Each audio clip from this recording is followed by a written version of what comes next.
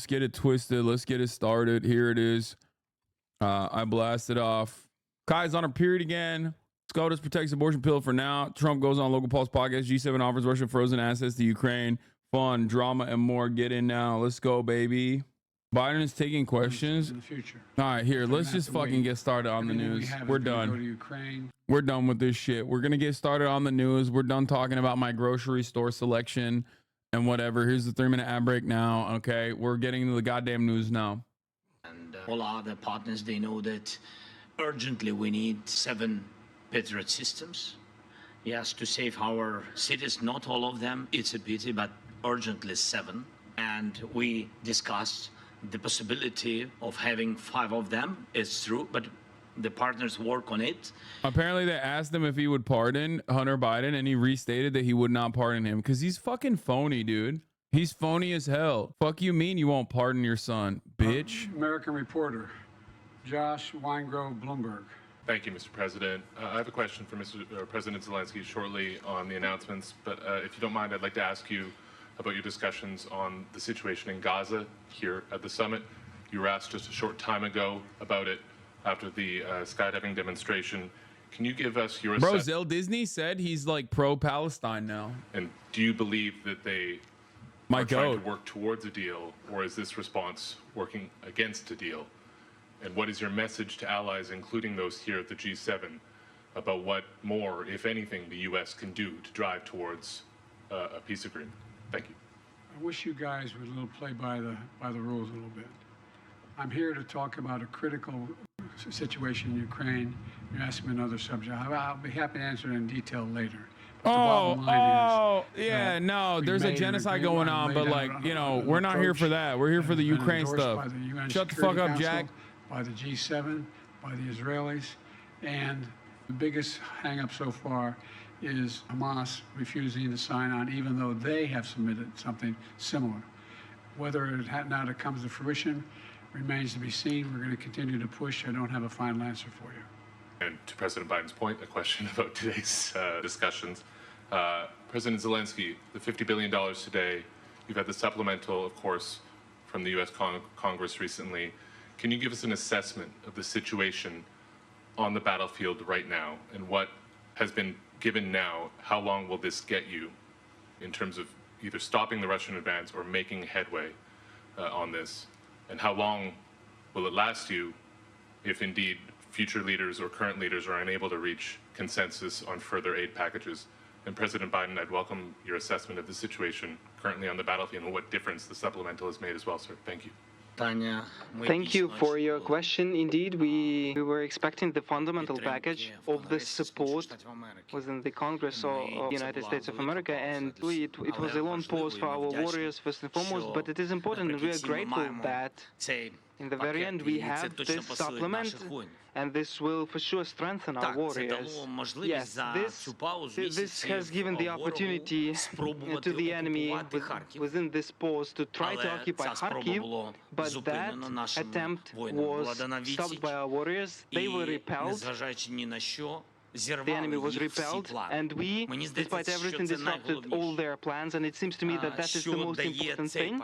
What this supplement that gives us, it enables us to fully equip the reserves, those guys, those brigades that are ready, so that they provide for the opportunity to rotate our units on the battlefield, so that they can have some rest, so that the brigades can regenerate, so that other brigades...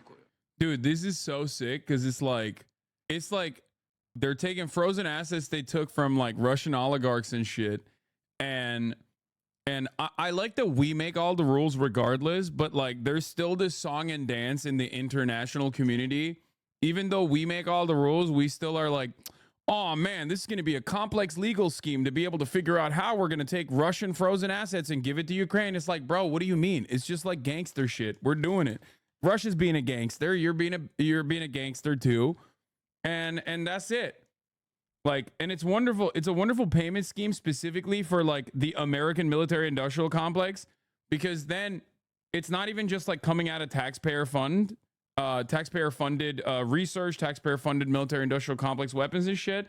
And it's directly coming from Russian funds. We're getting Russian money to pay for American weapons that taxpayers have funded and done R&D on to use out in Ukraine against the Russian forces. It's awesome. The funniest part about it, though, is like the notion that this is somehow, you know, a complex legal scheme that we had to cook up. It's like, bro, what do you mean? What do you mean it's a complex legal scheme? You just took the money and it's your money now, and you're saying I'm going to fund it. It's the same principle behind fucking freezing the assets of the Iranian government when they're selling oil to like South Korea. I don't know why we have to act like, you know, it's anything different than just pure theft. In the sense that, like, you know, this isn't to say that like what Russia is doing is valid or anything like that. I'm not saying that at all. You know what I mean? I do find it pretty funny, however, when the conversation is like trying to be had on the boundaries of like on the boundaries of like how this is legally permissible, you know, so far as it's only the interest on frozen assets that Ukraine is getting. You can freeze assets, but giving it to someone else, that's unheard of. I mean, dude, who cares? I mean, who actually cares? And America does what America wants to do. Plan to That's take it. to victory Ukraine in the war. Steps we're going to take to make sure that Ukraine has victory and that Russia does not prevail is continued support. What we just signed. We signed that, and a significant number of nations have signed it. We have convinced the G7, we've got support of the G7, and quite frankly, 48 other countries. We sat with the Prime Minister of Japan, South Korea. We have 50 nations have signed up beyond NATO and the G7. And so we're going to stay as long as it takes. With regard to the plan, that is a plan in process now. We're discussing with our Ukrainian friends exactly what it would be. We have a lot of movement toward that. We know the outlines of it. We have not done the detail of it all, but we know what. Bro, listen, you want to know how this shit is cooked and they're just kind of just throwing shit at the wall? Okay, you want to know? How they're just like, yeah, fuck it. Like, we're just going to max out on the Ukraine stuff until like literally the average age of the fucking Ukrainian forces turns into like 65 or some shit. You want to know how I know that? Because I listened to a motherfucking podcast from NPR that was talking about the differences in foreign policy between Joseph Robinette Brandon and Donald Trump. And they had an Atlantic Council guy on. Please listen to the words I'm about to say. They had an Atlantic Council guy on, and he said, I'm very critical of Joe Biden's approach to Ukraine now because I think, well, you know, he's doing everything he can to defend Ukraine, which is great. I think it's time to tell our allies, and I think it's time to pressure our allies to come back to the table for a ceasefire negotiation.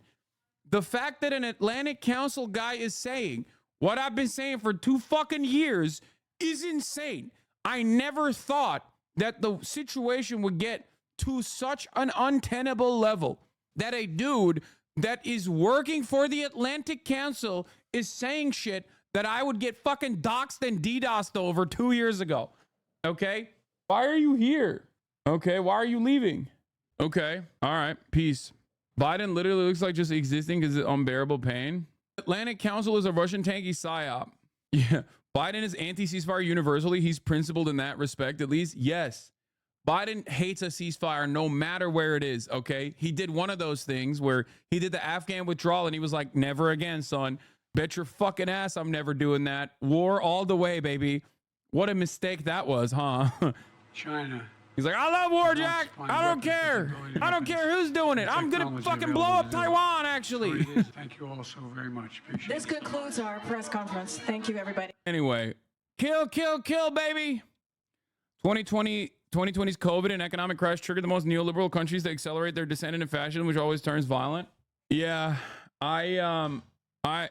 I saw this. I saw this earlier today. Jon Stewart believes the U.S. is to blame for Russia invading Ukraine.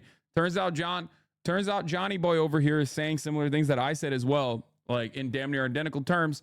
And the people with the Ukrainian flag in the bios that are like to the right of the Atlantic Council now are calling him a tanky. Jon Stewart is a tanky and a Russian spy. Why is this interview going around now? He said that 2 months ago. I didn't even watch this interview, but it seems like. How do we give ourselves somehow the pass as the white hat guys when a lot of our policy has created a lot of the chaos that they're taking advantage of. I'm done. I'm out of here. People have their brain broken if ceasefires start happening. By the way, this doesn't mean that like Russia good, okay? A lot of people have this like very linear black and white way of approaching issues, okay? It is very weird. It's a very weird situation where they go, oh, he's saying that like it is because of America's actions that Russia is behaving this way, right? No, he also it recognizes that it is a imperialist capitalist nation with imperialist ambition, okay? Whether it be natural resources that they want to extract from Ukraine, or whether it be political control over a border nation, okay? It's not like Vladimir Putin is a communist. It's not like Russia is a socialist nation ideologically. They are not waging a war on those boundaries. They are not waging a war to engage in a proletarian revolution in Ukraine. They have the same capitalist, imperialist ambition that the United States of America has globally. It is a regional actor trying to reassert its regional dominance, reinforce its regional dominance while shoring up their borders and simultaneously taking advantage of the exact same, trying to extract the exact same fucking natural resources that America might be interested in. That's it. Like, that's it. It's just, they're bad. America's still big bad. That doesn't change the reality that in the eyes of Ukraine, of course, Russia is significantly worse. On a global spectrum, obviously America is still, the much larger evil. But recognizing that both of these countries, both the United States of America and both Russia, are capitalist nations with imperialist ambitions, does not mean that like one side is objectively good, the other side is objectively bad. Both of them can be bad. Okay? No matter what happens, working class on every side of the equation gets fucked over in the process. No matter what happens, obviously, my goal always is to have calmer heads, demonstrate restraint, and prevail. That's why I point to China as a global power that has, maybe even to a fault, demonstrated restraint in terms of its actions in the face of America consistently saber rattling, versus the Russian approach, which is balls to the fucking wall. Does that make sense? Do you understand? Russia goes, nah, fuck it, dog. We're going in. We are going to do everything we can. We're going to sell weapons. We're going to sell technology to Iran. We're going to do whatever we can. We're going to go to every African country that America has been involved in. We're going to send our PMCs there. We are going to be the ones who extract the natural resources. That money is going to come back to the Russian coffers. Fuck it, YOLO mode. Okay? The Chinese approach has been, in my opinion, infinitely more soft power focused. But ultimately, these countries are all simply self-interested. And in Russia's case, especially, they are infinitely more ready to engage in direct war and put boots on the ground and do a military campaign on a neighboring nation. Why do you say to a fault? Like, isn't soft power what we want? No, I mean, like, China is infinitely more self-interested than anything else. Like, there is no commitment to like a proletarian revolution globally or anything like that.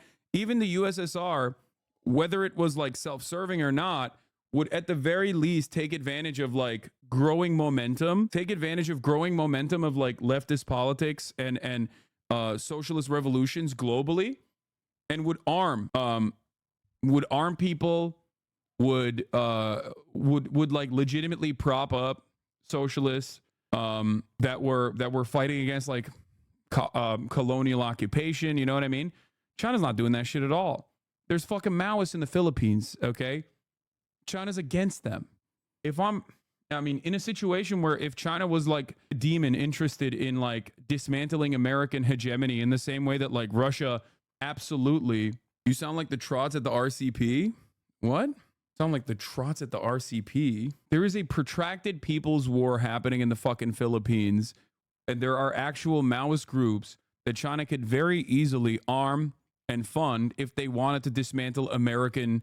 If they even wanted to fuck with America, they could do that. They are directly against the United States of America. I mean, they are directly against the Maoists in that situation. I think it's a testament to how restrained they've been in terms of genuinely working to dismantle American influence all around the world, even when it directly contradicts their influence in the region. Okay? Like even if it wasn't like an ideological commitment, right? I'm saying simply to just like threaten America's stranglehold in that area. They just don't even do that. They don't even do that. So my point is, I'm glad that they are Trotskyists. I meant the Revolutionary Communist Party. I like them. You like the Revolutionary Communist Party? Jesus Christ, bro. Aren't they as aggro towards America as Russia? What is the reasoning? I think that they are incredibly restrained, specifically because they know that they are the industrial engine. They have so much manufacturing. They have so much industry. They have so many trade relationships. So they see no reason to, the Revolutionary Communist Party, not Revolutionary Communist RCA. Not Chairman Bob Avakian. Anyway, God, there's so many fucking different groups. No, there's a new RCP at the UK. The IMT rebranded as the Revolutionary Communist International and is setting up new parties. Okay. I feel like I've strayed away from the main point that I was making. I don't even know what kind of fucking point I was making anyway. But yeah, this is the take from the Atlantic Council, which is a think tank, like a very, a very American, very imperialist think tank. A ceasefire will condemn millions of Ukrainians to Russian occupation on October 7th, 2022. Okay. And now, what's the name of the dude? I'm going to show you the name of the dude on Consider This. Who did they interview? I don't know what they show. Consider This. I can't find the name. I can't find the dude. Anyway, no, it wasn't All Things Considered. It was Consider This from NPR. But in any case, they are very far. They are no longer running this line, or at least as unified on running this line. That's the situation at hand now, which is a interesting change of events, in my opinion, because I think they see the writing on the wall. But what do I know? China will definitely throw Russia a few $100 billion to keep NATO at bay. China is totally benefiting from this. Oh, absolutely. China is doing the thing that I talk about all the time. They're just kicking back and watching America crumble by not really doing much and just like applying pressure here and there through allegiances. But that's it. Beyond that, they just sit back and benefit from America imploding its soft power capabilities by consistently engaging in this endless war around the globe. China's doing to the U.S. what Trump is doing to Biden by saying nothing about Gaza. Yep. Don't disturb your enemy when he's making a mistake. Is it the perfect time for them to move into Taiwan? Fuck no. What a comparison. No, I think it's super valid. I think it's a super valid comparison. Trump is taking phenomenal advantage of the situation by rarely ever speaking about Israel in comparison to Biden, who has to speak about Israel all the time. This is the reason why Americans, by incredible numbers, insane numbers, think Trump would do a better job on Israel-Palestine, which he objectively would not. Trump is one of the most significant people in why October 7 happened. His administration's policies directly led to October 7. Biden's fault was not reversing some of those policies and not seeing that those policies were incredibly damaging. And that's precisely what China's position is as well. Do better means a lot of different things to Americans. A lot of Americans just want them to glass Gaza. I think that's a fair assessment. There are plenty of people who want America to be even more aggro. There's plenty of Americans who want that. So funny. Anyway, but I think in many respects, the reason why people think Trump would be better on Gaza is because it is up to their imagination. They know how bad the situation is under Brandon, and they have no idea how much worse it could be potentially under Trump. So it is left to their imagination. And when it's left to their imagination, all of a sudden, maybe he would be great. Who knows? That's why there's so many people who fantasize about like Trump talking to Habib Nurmagomedov and being like, see, he told Habib he's going to fix the situation. He's going to end it. He's going to end it. Because people are stupid. Most people are stupid. You have to remember that. Anyway, let's talk about Biden signing a security agreement to support Ukraine for the next 10 years. We have important news from Italy, where President Biden is meeting with other world leaders at this year's G7 summit. They got a big agenda, including talking about more aid for Ukraine as it tries to hold off Russia's army. Nancy Cordes is there in southern Italy for us. She's covering the G7. The weather looks good. Nancy, good morning. It sure is nice, Tony. The big news today is this long-term security agreement that President Biden is going to be signing with Ukrainian President Volodymyr Zelensky. It essentially commits the U.S. to supporting Ukraine for the next 10 years. We're talking about military training, weapons assistance, intelligence sharing, and more. 15 other nations have already signed similar agreements, and this deal does not commit any U.S. troops to Ukraine's fight against Russia. Now, this signing is going to come about a week after Biden met with Zelensky during his trip to France. And you might recall Biden publicly apologized during that meeting to Zelensky for the 6-month congressional delay in approving more military aid to Ukraine. Here in Italy, Biden and the other G7 leaders are hoping to finalize a plan for a $50 billion loan to Ukraine so that the country can do things like rebuild infrastructure that has been destroyed, produce more of its own weaponry so it doesn't have to rely on the rest of the world. And here's the interesting part. The loan would be paid back. It would be worse because there wouldn't be an actual peer. You're joking, right? How much worse could it be, though? I really can't imagine. It would be worse because there wouldn't be a peer. Yeah. Biden has done a phenomenal job dude.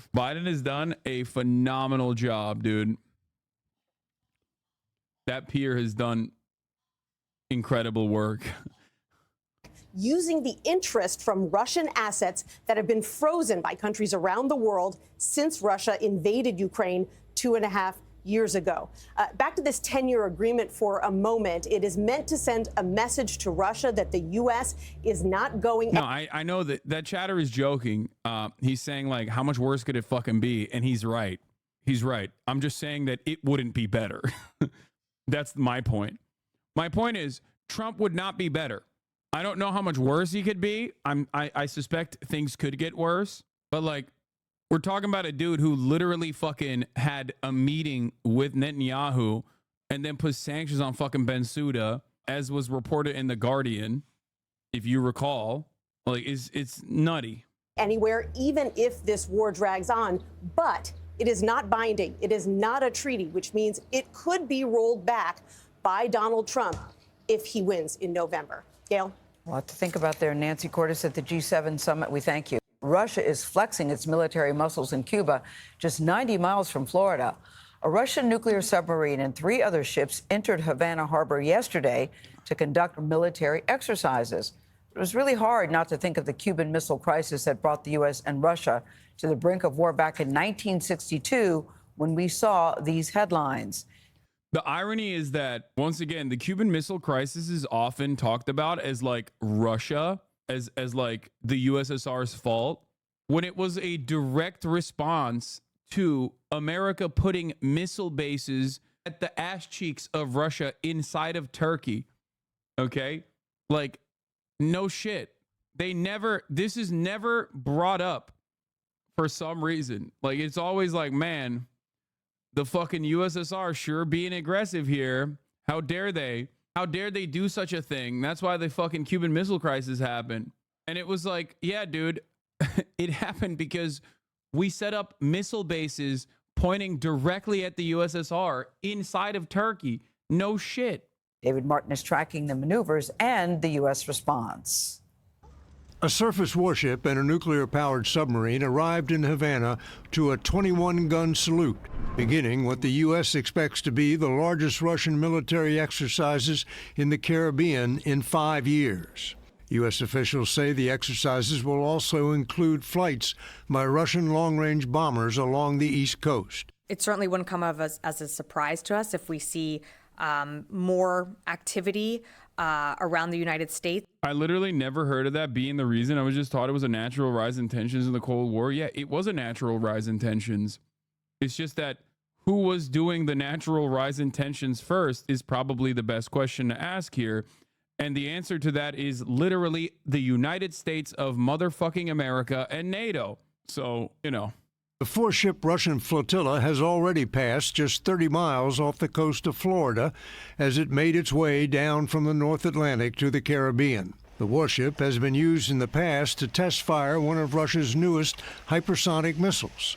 The submarine is also designed to carry guided missiles, but U.S. officials say there is no indication it is carrying nuclear weapons. We, of course, take it seriously, but these exercises don't pose a threat to the United States. The Russian ships have been shadowed by a small U.S. Navy task force consisting of 2 destroyers along with... The NPR guest was Matthew Kroenig? Wait, so it was literally the same guy? No way. Wait, hold on.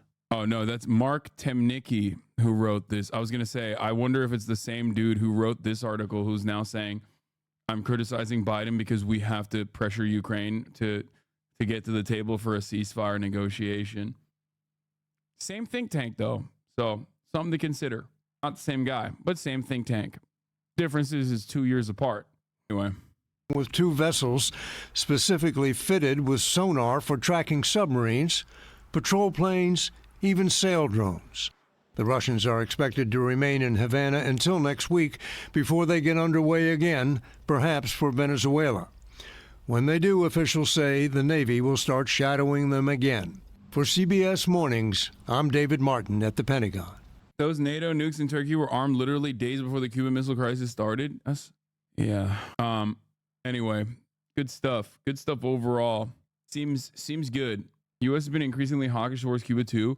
Yeah, another fucking incredible Brandon L. was not going back to the Obama-era foreign policy proposals of trying to normalize relations with Cuba once again. Another reason why Brandon's foreign policy was identical to Trump's foreign policy and simply a continuation of Trump's foreign policy, which was devastating and spells trouble for America's future prospects and even America's defenses, because war begets more war. Violence begets violence. We forget that other nations have their own interests, have their own security interests, and have their own opinions, and obviously will respond to actions taken by the United States of America. We have, unfortunately, gotten too comfortable. We've gotten too comfortable thinking about how, like, we are the dominant world police. We are the dominant force. Nobody can say anything. Shut the fuck up. You know, the W's of the Cold War, unfortunately made America too fucking complacent. Brought about, obviously, a genuinely devastating, multiple decades long neoliberalism that is also making the domestic economic situation untenable. So much instability. And now the situation, the dynamic is changing. Arrogance has brought empires down before, similar to the Spanish Empire, and how it was destroyed by its economic policies. Waning superpower is going to destabilize everything across the globe to maintain its grip on power. Yeah, it's genuinely devastating. I don't think we've ever seen, I mean, correct me if I'm wrong, but obviously we didn't have the technological capabilities to basically do global imperialism in the same way that America has done.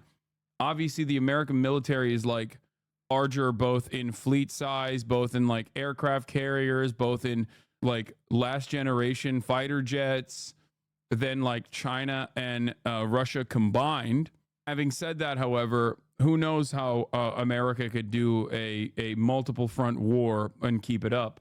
Anyway, irony being is if we pivoted and pulled our military, started doing actual humanitarian work with that money, we would be the world superpower. I think so too. I do. It would be, what happens? It would be better overall, regardless. Anyway, Donnie O'Sullivan Hogwatch, we'll do that. There was another thing I wanted to. Does anyone have the link to the John Oliver full video? Because I want to hear what he had to say that got people so mad. John, oh, here's the full video. John gives his best impression of a 14-year-old tanky in this video. The following is true simultaneously. One, it is appropriate to critique U.S. foreign policy. Okay, whatever. Here, let's watch this. David, first of all, thank you. It's nice to see you again. Bro, this is especially funny. They did do that. They did. Both of these countries did that in their own unique ways. Okay? Russia reflects the American chauvinist principles and American imperialist principles, and China absolutely reflects American capitalism. Both of these countries, in very meaningful ways, literally incorporated themselves to Western values, Western identity, made themselves phenomenally important, all things considered, with respect to their own individual material conditions. They made themselves a irreplaceable part of the global market. The notion that like these guys did not incorporate themselves in the global marketplace is ridiculous. They're not fucking DPRK, okay? Figured out. All you guys do is come in here and sign. What is this? Bro doesn't know shit about anything. Socialist grifter, debate Norm Finkelstein? The fuck are we gonna debate on? Like trans issues? Right. We're gonna do a rules-based democratic foundation order, and everybody will be cool with it. And that was supposed to be the end of history, because right, we were. Sure, I remember the book. Was over. Francis Fukuyama said it's the end of history. Western liberalism is triumphant, and we can all just skate on the glorious booty that we get from it. Right now, you can't blame just him, because there were a lot of other people who believed just him. Okay, and I signed on to a little bit. Sorry, triggered law. Sorry, that was my little brother. Dude, that's so funny. A funny sequence of events. This myself, so I confess. But I got to tell you, this basically went on for 30 years, good 25 anyway, because we were busy doing the wars on terror. You were just talking about those a little while ago. Well, you talk about, in the book, there's a lot of stories of how George Bush thought that there would be a great rapprochement with Putin over their shared dislike of terrorism. And the two of them, I mean, there's stories in there that come out of James Bond. You're on a yacht with George Bush and Putin, and they've just seen a very dark version of the Nutcracker. You're like, it's not even the regular Nutcracker. It's the dark Nutcracker. And you're like... I bet Bush really enjoyed that. I'm sure he loves anything high. So, so this was 2002. We were in St. Petersburg. We were floating down the Neva River. They're in a great party boat. There's this guy. Wait, you were floating down the river with them? I was floating down in the boat behind it. We weren't eating. What are you, like, well. tubing? They're in a yacht? That's what White House reporters do, isn't it? All right. No, we were in the pool. It's just this time the pool was a river. Yeah, when he says terrorism, they're dislike of terrorism, he means dislike of Muslims. Yeah. All right. Right. Okay. So, so we're following him down, and there's this guy serving dinner. He's kind of big and hulking. It turns out it's Prigozhin. Okay. Yevgeny Prigozhin, the head of the terrible army. Well, at the time, he was Putin's chef. Mr. Hot Dog Salesman. Okay.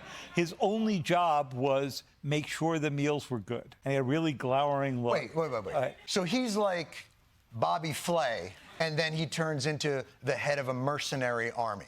Well, before he did that, he ran the Internet Research Agency and tried to fix the 2016 election with disinformation. You know, they really are Renaissance men. They are. It really is. I mean, that's talent. That's talent. That's talent. So now this appears to be going along until George Bush wants them to go after Islamic terrorism, and then at that point, Putin wants them to go after Chechnya. Right, or at least Putin wants to use the excuse to go after Chechnya. And that was the beginning of Bush beginning to think, you know, maybe this guy... By the way, China in Xinjiang, Putin against Chechens, America and its war on terror.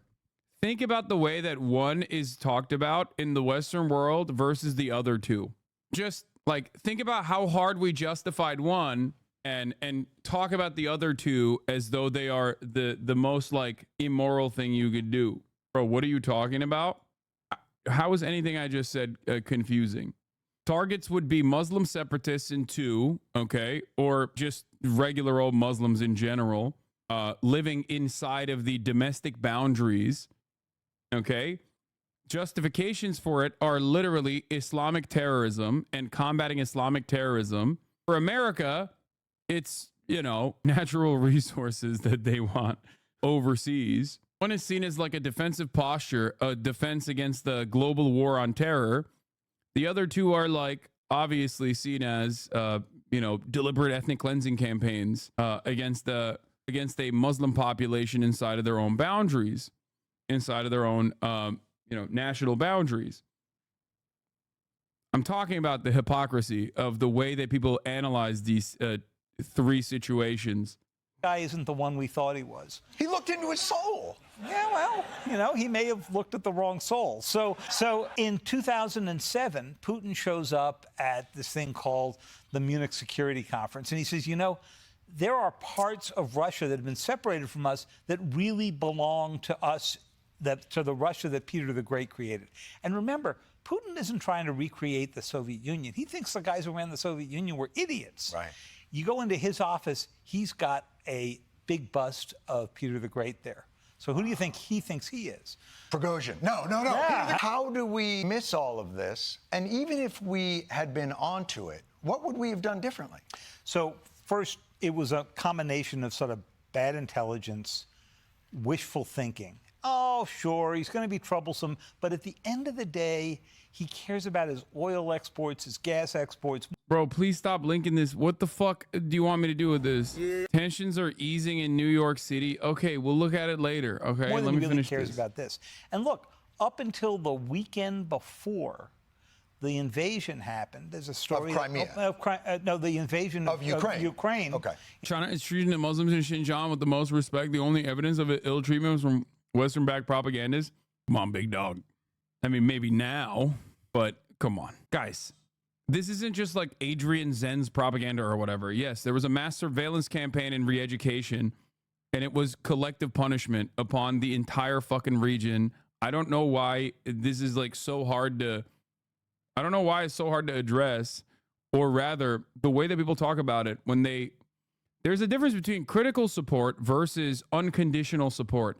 And I think a lot of people personally mistake the two and think critical support means like, oh, they need it critically, as in I'm not going to criticize them at all. Okay? Like, that's crazy. I mean, as the number one China glazer in, I would say, one of the number one China glazers in the Western sphere as a political commentator, fucking ridiculous to make this assertion that, like, on the one hand, you call the detention facilities for undocumented migrants in the southern border concentration camps, and then simultaneously talk like you're a MAGA guy, but for China when it comes to China. It's crazy. It's so weird. And I'm not like, it's funny because, like, obviously my haters always say I'm a China glazer and say like, oh, there is no ill treatment of Uyghurs in Xinjiang or whatever. I do personally, yeah, I mean, I recognize it for what it is. We ain't making it to the tier 1 cities with these takes. Yeah. In 2022. So this is all past 2014. Yeah, 2014 comes, he takes Crimea. Obama says, I'm not going to war for something that used to belong to... It's crazy how far Xinjiang has come. It's at the point where USA Today is running propaganda pieces for it, paid by the Chinese finance companies. Discover Xinjiang's resurgent crossroads of trade and tradition. That is amazing. That is actually crazy. Xinjiang, gateway to China's future, where culture meets commerce. Connections by USA Today. That is amazing. Only 2 years prior to this. Actually, 2 years ago is when the tide shifted, when they closed off the re-education centers and shit, when they decided that it was over. Like the separatist movement had been completely fucking squashed. They're out here glazing China harder than I do, man. That's crazy. The Pan-Turkic Empire would treat the Uyghurs so much better than China would. I'm sorry, brother, but like, as a Turkish person myself, it's a little hard for me to say that, considering that I ain't seen no motherfucking high-speed rail that Turkey is fucking putting down in Uzbekistan or whatever, okay? I do, however, see China building high-speed rail everywhere, including in fucking Laos and shit. That's crazy. How much high-speed rail has Turkey fucking developed in these Turkic nations? Give me a break. Russia. Nobody does sanctions for a year, right? And then next year, the Chancellor of Germany, Angela Merkel, signs the Nord Stream 2 agreement. It creates this pipeline that runs from Russia around Ukraine, so it doesn't get any revenue from it, and straight into Europe. And she says, you know, Putin's a reliable supplier. He's realistic. Yeah. Right. Okay. Reasonable assumption, maybe, because he really hadn't cut off gas supplies. So what happens next? 7 years later, he goes. So that, for the record, is actually the good shit that Russia was doing in terms of playing ball, in terms of, you know, having trade relations with the EU, with Europe in general, because that's the inverse of like doing what the fuck they're doing in Ukraine.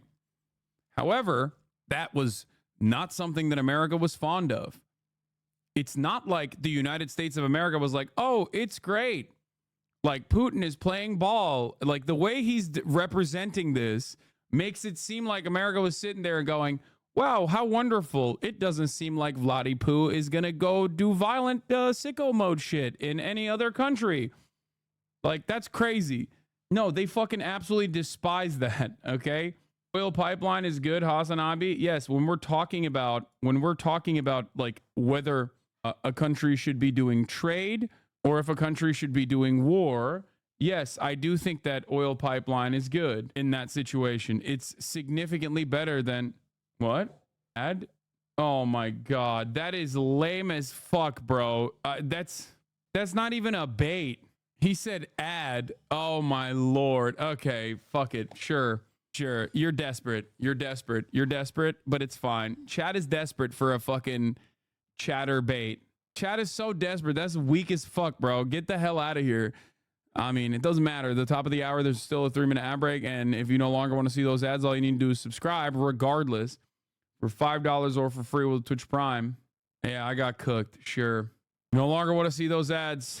All you need to do is subscribe for $5 or for free. You can get gifted a sub if you're lucky as well. Here's the 3-minute ad break now. I got fucking weak nutted. I got the weakest of nuts, the weakest of baits. Ridiculous. Gross. Living within China, Xinjiang is a really weird issue. People from Xinjiang are very adamant that it's fine there. They invite me to the region all the time like it's nothing, even though I'm US. But it's easy to see how people would get lost in the sauce when it's people from there who are the most adamant nothing happened. Is strange. I think that, like, if I'm being as charitable as physically possible, I think that China doesn't want Xinjiang to separate from China, both as a consequence of its natural resources and also just like it's a massive part of what is now considered mainland China. So they took a lot of fucking initiative there, and they handled that shit in very in completely unacceptable by Western standards ways.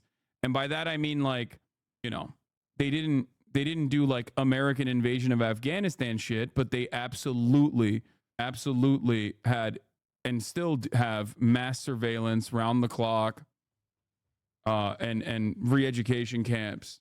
So much so that they, you know, like they did residential school shit, but on steroids under the auspices of dealing with Islamic terror and separatist terror.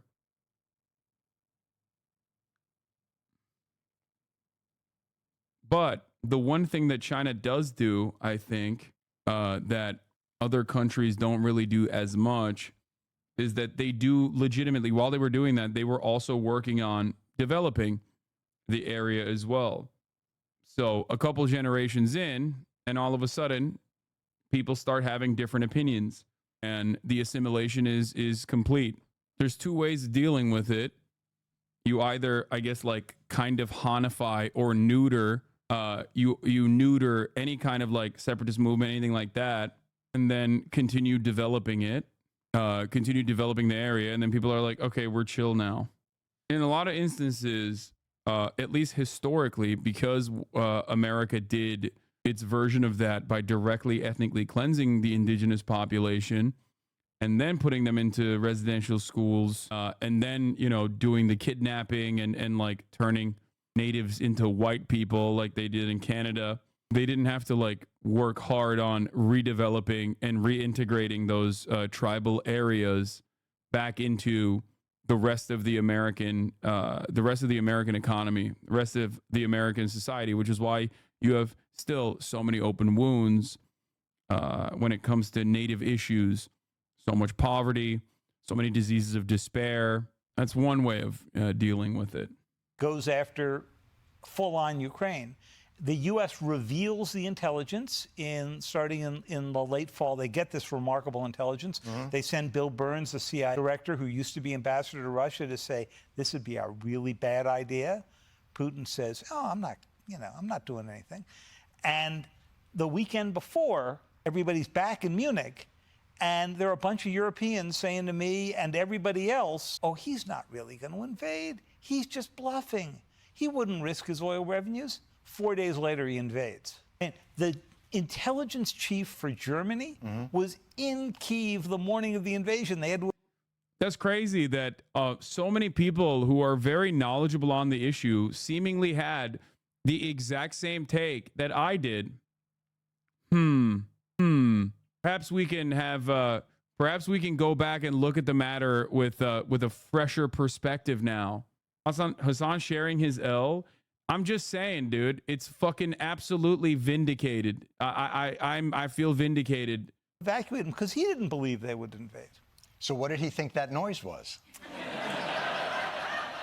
He got out of town kind of fast. So this is all hindsight, though. In truth, what could we when someone is imperialistic in that way, what can other powers do short of an actual shooting war to prevent these kinds of things? There's no guarantee that tougher sanctions after Crimea would have deterred him. It sounds like this is kind of his destiny, and he's fulfilling that destiny come hell or high water. So that's the other piece of this, which is we impose our values on Russia, China, and we think, well, we're not going to do something that would get in the way of our economic interests. Neither would they. So China's a really interesting example. Xi Jinping comes in more than 10 years ago.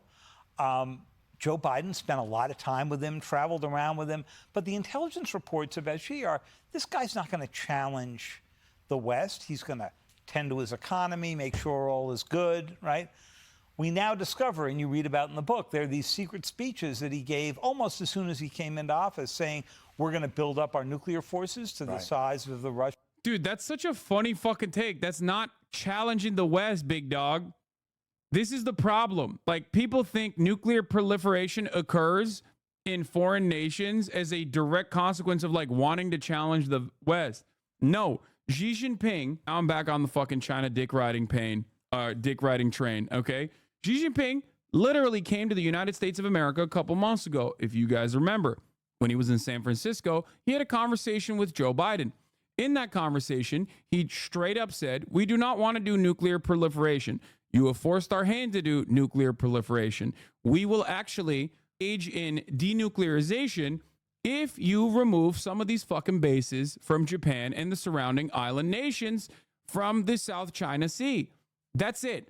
That was the major reason. That was the major reason as to why these guys engaged in nuclear proliferation. It's a perfectly understandable development for a nation state that is being threatened by American surrogate hegemonic power in their own fucking backyard. Nuclear deterrence in mainland China is somehow fucking threat against the West. Is such a cynical view from the West. Exactly. But do you believe China, though? Yes, I do. I do believe China. I do. Because I have an opinion that most state actors, and maybe sometimes, like in the case of Russia, this might lead me down a false prediction, okay? But they're rational actors nonetheless. It is not going to change my analysis on looking at countries as like, and the leadership of countries as rational actors with motivations that are quite similar to our motivations. Russians and the Americans. We're going to make sure that we take our claims in the South China Sea. I was out on the in the Rose Garden of the White House when Xi came to visit and promised everybody he wasn't going to militarize these islands they're building in the South China Sea. Yeah, a he's year or talking two about it later, now. you look on satellite photographs, there are fighter jets showing up on the islands. Kind of looks like militarization. Well, that's just okay. Like, why? The question is why? Also, once again, it's their fucking backyard, brother. It is their backyard. Why are our weapons directed at China? And why should, given the history of the United States of America, why should any fucking global power not feel threatened when American missiles are aimed at them? We have demonstrated our interest in using everything, including nukes, on civilian territory. We are the only nation that has done so. Why the fuck would any other country not be afraid of that prospect? It is ridiculous. Why does the U.S. get to sail warships off the coast of the Chinese coast and when they have known to fake incidents? No, I just don't understand how, like, this is in the most, like, simplistic, in the most, like, playground bully terms. This literally is like having a big old bully beat the shit out of people consistently and then come up to you and start, like, fake punching you, okay? And then if you go and start fight training, the bully goes, why are you training? I'm not going to do anything to you. I'm just fake punching you. It's like, bitch, I saw you punch the shit out of every other nerd that looks like me. Why would I expect you not to punch me? You keep saying you're going to punch my face. Don't defend yourself. Don't defend yourself. It literally is, yeah, how about you don't put your countries close to U.S. bases? Have you thought about that? That is unironically American foreign policy. That literally is American foreign policy. We have military bases all around the planet. Why are you arming up against, why are you existing so close? Why are you existing so close to one of our military bases? And then people go, aren't we just defending our allies though? Which is great. That is the American way of justifying this, right?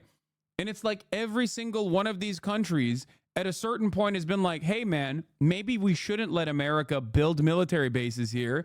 And then those guys get fucking slaughtered suspiciously. They get packed up. So, of course, what remains of these nations' leadership are perfectly in line with American interests. So then we can just maintain this assumption like that everybody loves this. Everybody wants it because everybody now does want it. Because the ones that didn't want it are gone. Convenience. Yeah. It's not. Are we lying to them? Do we pack up South Korea? Great question. South Korea is a great question. A fucking brutal military dictatorship that slaughtered everyone from rugged commies down to, like, you know, people who were interested in, like, civil liberties for years and years and years. Okay, a country that seemingly changed from a military dictatorship to 6 families. I mean, not even 6. 6 is being fucking super charitable, to like 2 families in a trench coat. They mass killed hundreds of thousands of leftists in South Korea, and it was a military dictatorship until until the end of the 80s. And beyond that, this is before we talk about, like, North Korea, which, by the way, this designation was just completely fucking created by other superpowers. You know what I mean? North Korea, South Korea. It was Korea. Okay. And we did absolutely, in my opinion, a genocide in North Korea. Just straight up. 80% of the fucking infrastructure just reduced to rubble. It's crazy. We drew a line on a fucking map and we're like, everything above this line, dead, done. It's crazy. Or are we lying to ourselves? I think more to ourselves. So anyway, let's hear what... tend to his economy, make sure all is good, right? We now discover, and you read about in the book, there are these secret speeches that he gave almost as soon as he came into office saying, we're going to build up our nuclear forces to the size of the Russians and the Americans. We're going to make sure that we take our claims in the South China Sea. I was out on the in the Rose Garden of the White House when Xi came to visit and promised everybody he wasn't going to militarize these islands they're building in the South China Sea. This is also, God, I keep pausing at the same point, but, like, it is pretty funny to say, like, I can't believe China lied to us about this when, like, the American policy on on China and Taiwan has always been strategic ambiguity, which to the layman just means lying, saying that, like, there's only one China, okay, and Taiwan is Chinese Taipei, publicly declaring that over and over again, reasserting that over and over again, and then simultaneously fucking beefing up Taiwan's defenses with the hopes that inevitably, you know, you'll defend yourself. Taiwan will defend itself from China. A year or two later, you look on satellite photographs, there are fighter jets showing up on the islands. Kind of looks like militarization. Well, that's just convenience. Yeah. How do we give ourselves somehow the pass as the white hat guys when a lot of our policy has created a lot of the chaos that they're taking advantage of? I'm done. I'm out of here.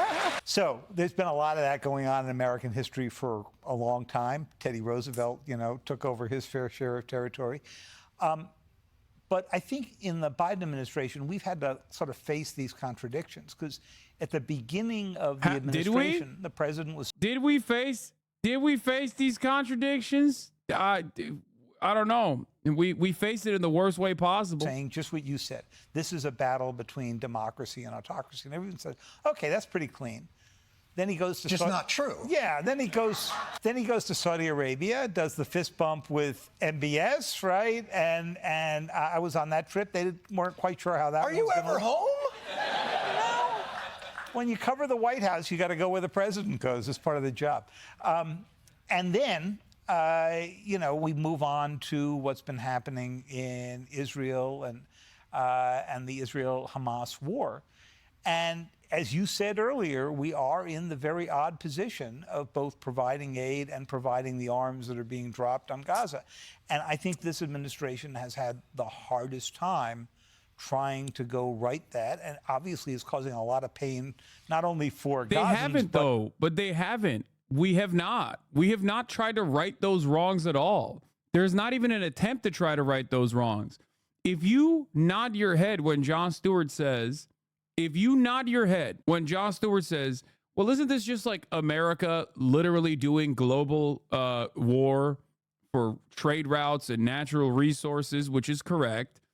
And then he nods his head along with that and then goes, well, the Biden administration has tried to grapple with that. It's like, well, but they haven't. They are just continuing the exact same thing. You can't on the one hand say like, well, we try to write this this neat little story. We're fighting autocracy around the world, and we're not really doing that, while simultaneously acting like Biden is doing that. Then you just basically fucking destroyed your own point. But for people in the administration who are having a hard time living with it. Would it simplify our position if we stopped pretending our morals were beyond the reproach of all these other countries? Would it help us to not have to scold everybody for failing to live up to? No, because that's an important part of the protection racket.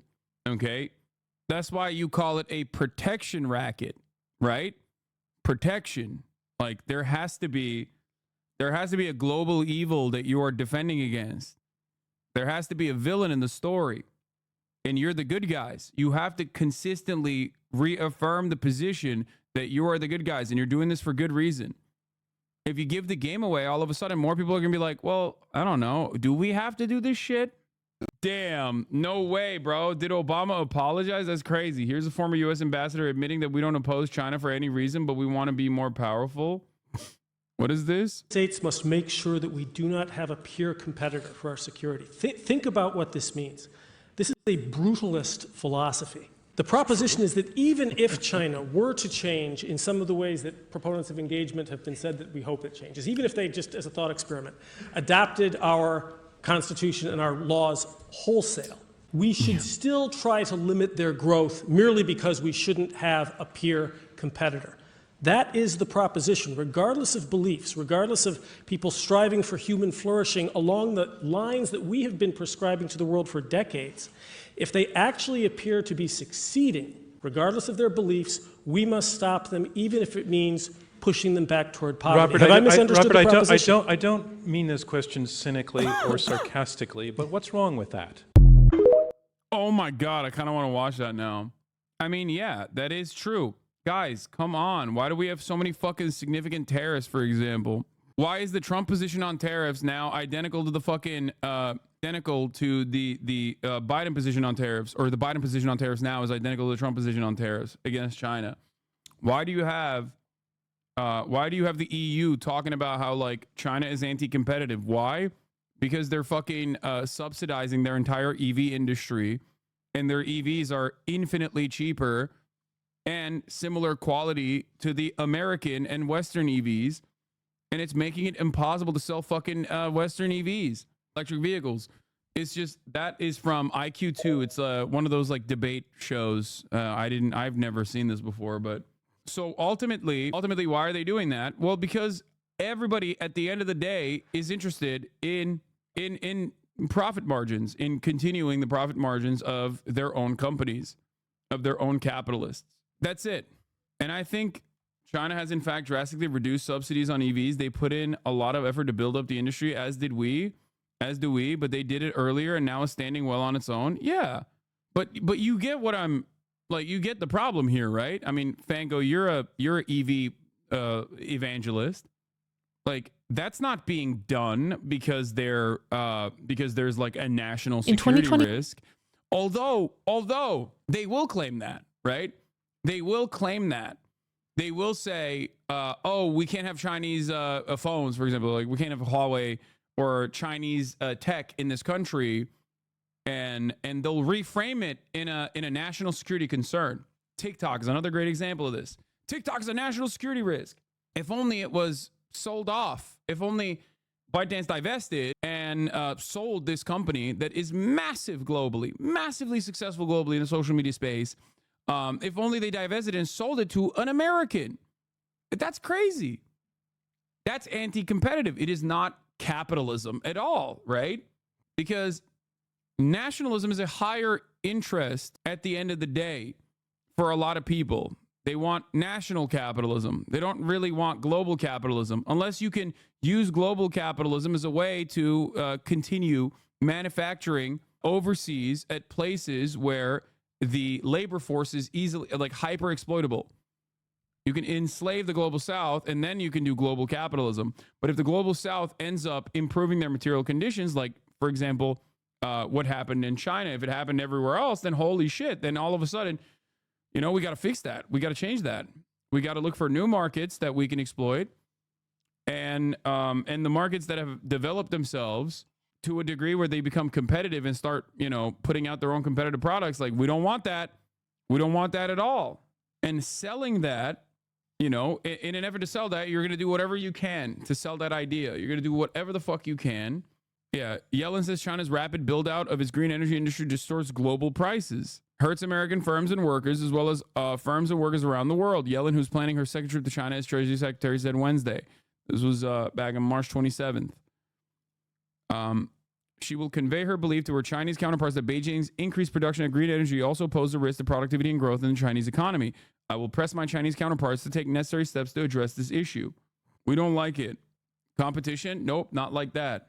China is a dominant player in the batteries for EVs and is a rapidly expanding auto industry that would challenge the world's established car makers as it goes global. The International Energy Agency, a Paris-based intergovernmental group, notes that in 2023, China accounted for around 60% of global electric car sales. Yellen delivered remarks Wednesday afternoon at Hasanabi, a solar cell manufacturing facility in Norcross, Georgia.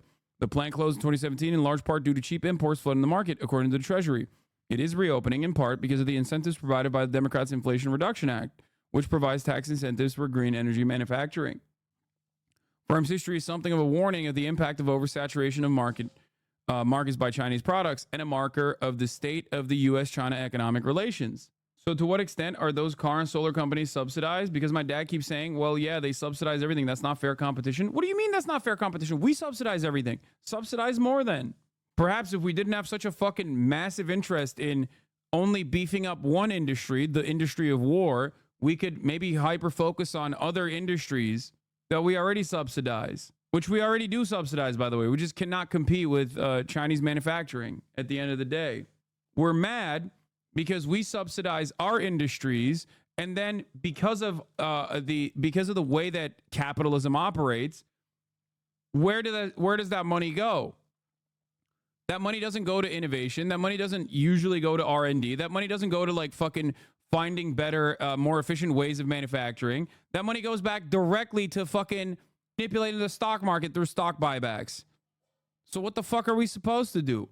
It's just the major difference is that China, if you were to do such a thing like that, and there is still corruption in the Chinese market as well. Don't make the mistake of thinking that it's like good across the board and completely uncorrupted. But if it gets to a certain degree of corruption the government foresees as a problem, they fucking deal with it. We, on the other hand, never do. And that's a major difference. We never ask for a return on the investments that we make to these American corporations. Chinese government does. Just saying right now, Westerners are saying China's being unfair about EVs, but it's silly because we also subsidize them, and we also spent so long saying China isn't doing enough on climate, and now we say China's doing too much on climate. It's silly. Their EVs are good, and they deserve success because they put in the effort. Gotta watch Tesla shareholder meeting, so refer to Mega for further EV stuff. Lol. Yeah, look at this shit, dude. Look at this shit. And then we just sit there and cry This is bad domestically, and it's bad as far as like global competition, but no one wants to fucking have that conversation. It's like it's not even a question. Stock buybacks are perfectly valid and permissible, you know, post Reagan, but still, it was illegal before Reagan. Now it's not illegal, but it's perfectly valid and permissible. Okay, keep fucking yourself over then. This is the major difference. We say China is authoritarian, and certainly when it comes to certain civil liberties, they are. Okay. It might be a holdout of like prior fears that were more valid back in the day in terms of like American influence, American interference, espionage, yada, yada, yada. But ultimately, they are a functioning government. We are not, unless you consider our government's function to be improving the profit margins of shareholders, in which case we're a phenomenally well-oiled machine. A phenomenally well-functioning government. That's why these like free market capitalists are so funny when they talk about like free market capitalism. I'm a neoliberal. I believe in free markets. Well, I mean, I guess technically neoliberals are honest because neoliberalism implies that government interference can happen as long as it's in the direction of creating more competition and privatizing everything. We are literally cooking ourselves over and over again and then complaining that like more competent governance occurs elsewhere, and that's very frustrating to us. And we got to do anything. We got to do something about it. Well, the only thing that we can do is just more war. I mean, they're having like a serious conversation. Jon Stewart has a couple moments where he like pops off talking about imperialism and if there's a better alternative out there. David Sanger turns around and literally says, actually, yes, America does lie about its like, rule-based international order quite a bit, but the alternative is much worse. It's authoritarian, scary alternatives. So we just got to kind of keep lying about it, and we got to keep doing what we've been doing. What the fuck's the point then? And then Jon Stewart ends it with like a couple jokes to like basically neutralize the conversation. All the decisions China makes are about silicon and cobalt, and all the decisions we make are about values and democracy. Yeah. New Cold Wars. I mean, it's relatively reductive, but it is kind of interesting to see how frequently the dominant power always says they will do to us what we have done to them if we lose our grip of power. History is riddled with dominating forces consistently making this argument. Okay. Speaking of one of the major countries that love talking about how they will do to us what we've done to them if we lose our grip of power, if we stop the violence. Here is the conversation between Israel and Lebanon. Situation is getting more tense every moment there. You got a lot of people in the Israeli government saying like we should start doing Gaza stuff to southern Lebanon. Here it is. Hezbollah launches rocket attack on northern Israel. The Iran-backed group Hezbollah launched a massive rocket attack on northern Israel, once again sparking fears of a wider war in the region. Our foreign correspondent Tom Soufi Burge is on the scene in Israel. Good morning, Tom. Yeah, morning, Michael. I don't know whether you can hear Israeli jets overhead. We've heard an interception in this area not long ago. And the Israeli-Lebanese border is just over the hills there. You can see the smoke possibly in the distance as Israel strikes back after the largest barrage of rockets fired by Hezbollah here into northern Israel in years. Bro, Hamas don't got fiber optic cables like the way that Hezbollah has, okay? This is something that should cause you to reconsider. All I'm saying is, if your goal is to bring America into this, I don't know if that's a good idea. This morning, Israel striking back after a major show of force from Hezbollah, the Iran-backed group firing hundreds of rockets into northern Israel. It's the largest attack from the Lebanese militant group since the war in Gaza began. Sirens blaring, more than 200 rockets streaming towards Israel in a matter of hours, says the IDF, with trails of white smoke filling the sky, most of the rockets intercepted by the Iron Dome. Hezbollah retaliating Wednesday after an Israeli airstrike killed one of their top commanders. Just miles from that border, Meron Baraket worried about the safety of his family as the threat of wider war increases. The rockets are coming much closer to us now. I don't know how to explain it to my own kids. Like, they pointed at the sky and asked me if it's safe to go out, and I don't know. Is it? This is another classic Mena accent. Right, these rockets, mate. Fucking hell. We learn about Hamas's new demands for a Gaza ceasefire deal to free about 120 hostages still being held, including 8 Americans. My dream was to see him again. Bro should be talking about how dingoes are eating his baby. Meanwhile, he's out here being like, these rockets are coming in from fucking Lebanon. What are we to do? What are we to fucking do about these rockets coming in from Lebanon? My family's been in here for generations, mate. These Lebanese dingoes are eating my fucking baby. How's it going, mate? Can't even get a fucking decent VB long neck around these pads. Again alive. The girlfriend of Andrei Kozlov, one of the 4 hostages rescued by Israeli special forces Saturday, worried the remaining hostages don't have much time left. Our government always says, we need to first destroy Hamas. It can take years, and those people don't have those years, okay? They will come back as dead bodies. Guys, a US official now saying Hamas is now pushing for a much quicker withdrawal of Israeli troops from the Gaza Strip in that negotiation. US Secretary of State Antony Blinken expressing frustration, saying it's time for the haggling to stop. Wait. Tom Soufi Burridge for us this morning. Thank you. Well, in an exclusive interview with Al Jazeera, US Secretary of State Antony Blinken discussed the war in Gaza and the prospects of a ceasefire deal. Al Jazeera's Jalal Chada sat down with him for a one-on-one. Hamas submitted a response to the proposal seeking some amendments. How do you assess the response so far? Just to step back for 1 second. 12 days ago, President Biden laid out this proposal. And the hoochie coochie man, dude. Let's go. Pop off, King.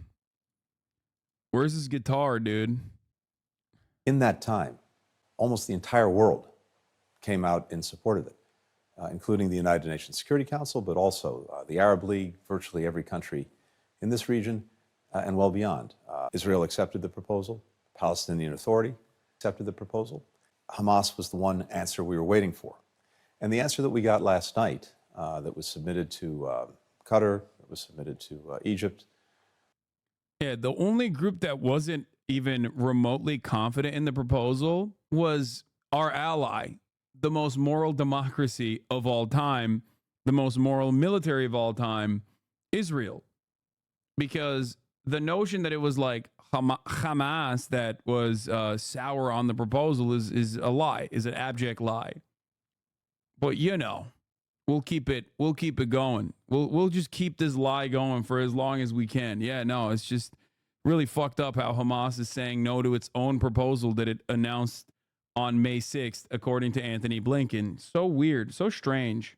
Another case of pure projection. And to us as the mediators in this process, unfortunately, was not the yes that everyone else had provided. It was looking for more changes to the agreement, including changes on items that Hamas had previously accepted. So the hard reality is So Hamas officials said they would agree, and Israel said nothing publicly, and neither parties agreed formally, right? No. The proposal that was put forward looked creepily similar to proposals that Hamas has presented since February, like damn near identical. The three phase being like straight up carbon copy. Okay. First phase being a negotiation for the mutual hostage release, like a prisoner swap agreement.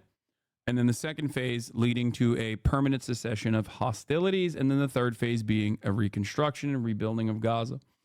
Now, the issue is Hamas said yes to that proposal, like directly that proposal, because American envoys interfered in the deal. And according to Israel, someone, maybe an Egyptian spy, snuck in to the deal and added the permanent ceasefire, the permanent cessation of hostilities into that bargain. Hamas famously, openly, publicly accepted that deal. And then Israel was like, whoa, whoa, whoa, whoa, whoa, hold on. We didn't say permanent cessation of hostility. We never put that shit in there. Who's a part of this deal? What's going on? Okay. And then they bombed Rafah and they did the tent massacre. Okay. Then they went into they literally directly went into Rafah, violating Biden's red line, and also did the tent massacre, which got them even more negative coverage in the Western world. A lot of people were very upset. Since then, since then. 3 weeks ago at this point, it's been almost 3 weeks now, Brandon came out and said, I have a deal in my hand. This is an Israeli deal. Israelis wrote this deal. It's a 3-phase ceasefire and permanent end to hostilities proposal. Look how wonderful this is. Turns out Israel had a very different opinion on that very same deal that supposedly they wrote. Israel thought that they could, I guess, and this is speculation because we don't know the exact details of what the Israeli proposal looked like. Even motherfuckers in the war cabinet or the broader Israeli government did not know what the exact details of the deal looked like because it was kept close to the chest by Bibi Netanyahu. But as far as we understand, Joe Brandon came out and said ceasefire and permanent cessation of hostilities. Those two things obviously are the most important, most pressing parts of the deal. So everybody started throwing up W's. Oh my God. Finally, peace is going to happen. Everybody except for the Israeli government. Israel immediately came out. Benjamin Netanyahu tweeted out, no. They're saying this is our deal. This is not our deal. What are you talking about? Hold on a moment now. We meant give us the hostages in phase 1 and then we keep bombing. We will not stop bombing until Hamas is completely eviscerated, which is a fucking ridiculous argument to make. Because obviously, how are you going to completely destroy Palestinian resistance? You're not going to be able to do that. It doesn't fucking matter. There is no way out of this through direct military conquest. This is only a political solution. You can only get here through a political solution. Now, Israel said, nah, that's not our deal, actually. What the fuck? Benjamin Netanyahu's own party members, own Knesset members came out. Likud party members straight up were saying, this guy, Benjamin Netanyahu, he's out of his fucking mind, I think. What do you mean permanent end to hostilities? Itamar Ben-Gvir literally said, if you do this deal, I will disband the government. Okay? So Benjamin Netanyahu was in a precarious situation, stuck between a rock and a hard place. Okay? He thought, I suspect, that Americans will go along with it and be like, yeah, it's going to be a deal. It's a ceasefire. Shut the fuck up. And then allow Israel, without any assurances given to Hamas, to continue its bombing campaign, which hasn't really stopped at all. Right? Since that